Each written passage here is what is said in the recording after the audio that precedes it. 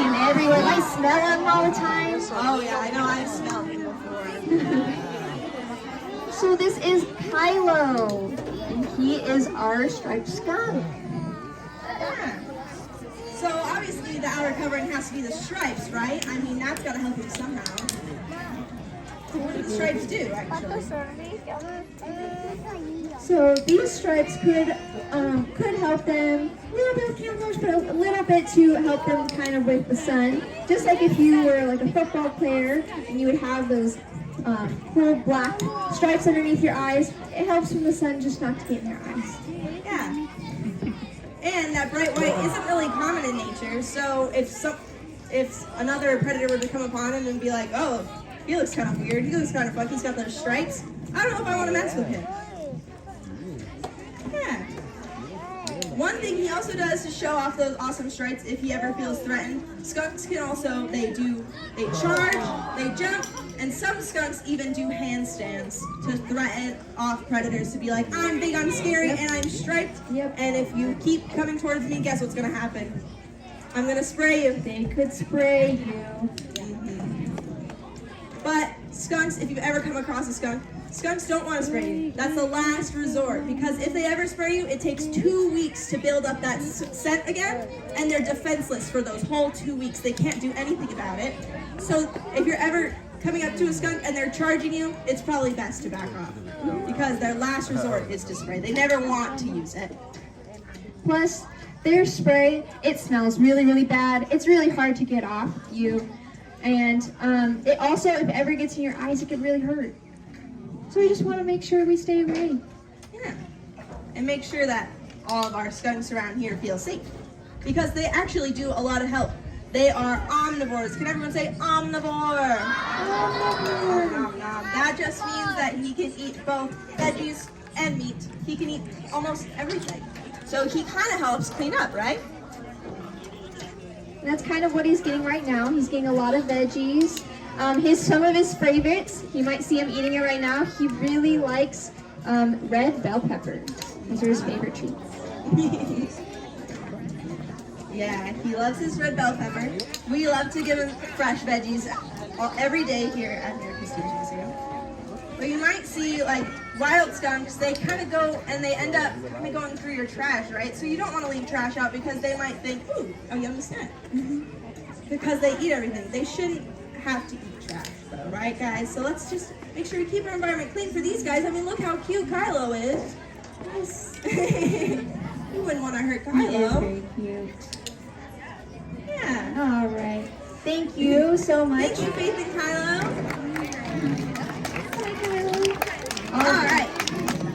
Okay. So I know we saw Mickey, and we saw our quills, we saw some loose skin, we saw feathers, but I think I know a very special, different kind of feather we can look at. So let's welcome out Zuri. Zuri is an emu.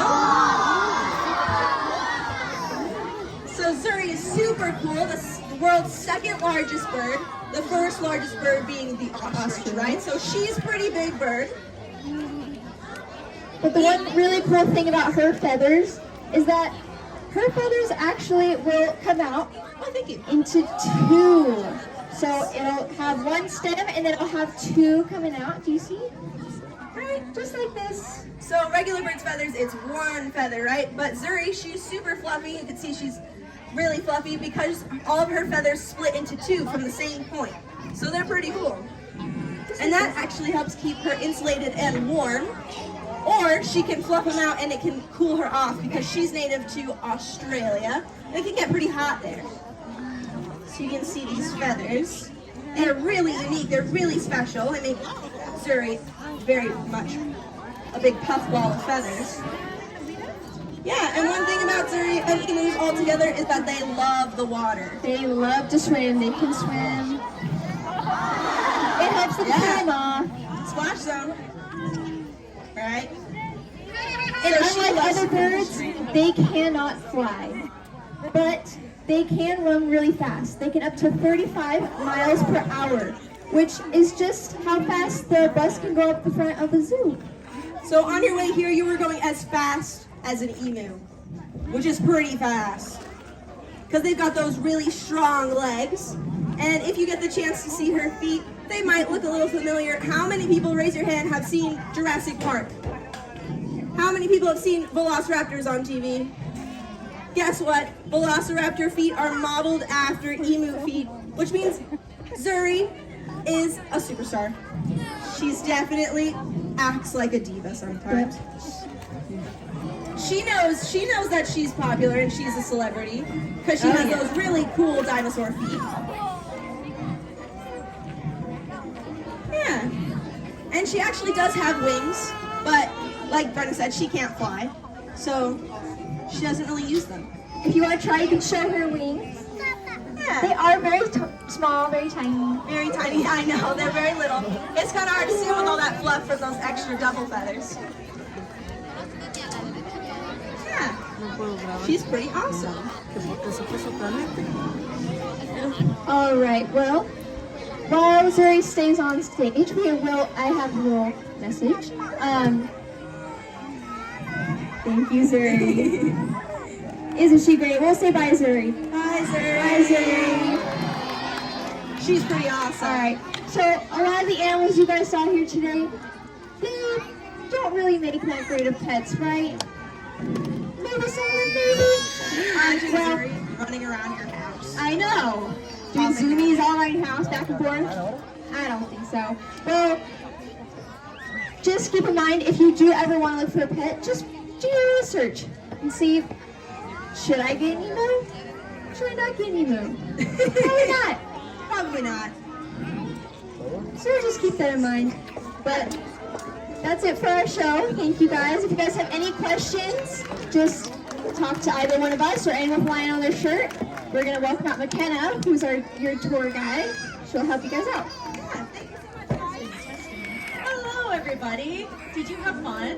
Okay, cool. Well, the fun is not over. So now you guys are going to get to explore the rest of the zoo on your own and stay in your groups. You guys have until about 11:45. At 11:45, we would like you all to return to the front of the zoo, right down here where you came in.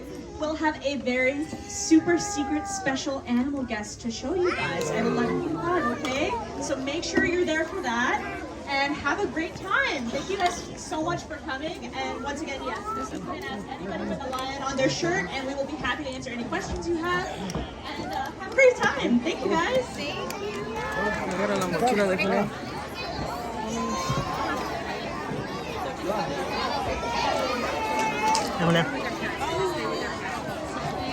¿Qué dijo Julian? ¿Qué dijo? ¿Qué dijo?